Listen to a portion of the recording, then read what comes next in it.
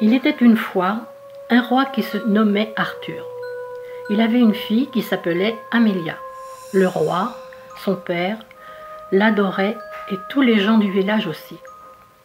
L'anniversaire de la princesse fut célébré par une grande fête qui se termina par un bal masqué. Tout le monde était heureux. Alors que toute l'assistance dansait, un homme invita la jeune fille à danser. Elle se laissa emporter jusqu'au jardin où l'attendait une licorne volante cachée derrière un buisson. Isard emporta la princesse sur la licorne volante et ils s'éloignèrent vers la montagne. La fille du roi se débattit, mais ses efforts furent vains. Les villageois se réunirent sur la place du marché. Un valet du roi demanda si une personne courageuse pouvait aller dans la montagne à la recherche d'Amélia. Il ajouta « Celui qui la retrouvera l'épousera ». Un berger partit à sa recherche.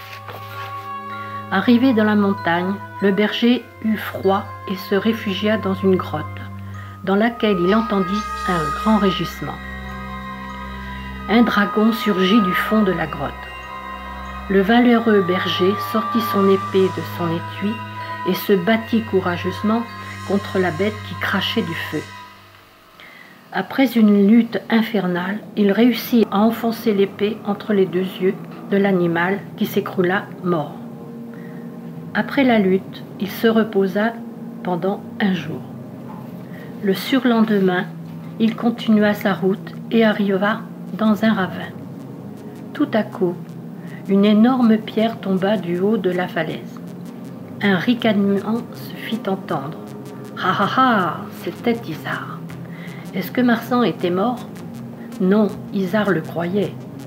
Heureusement, la pierre resta coincée entre les parois du ravin. Après un moment de peur, Marsan escalada la paroi abrupte.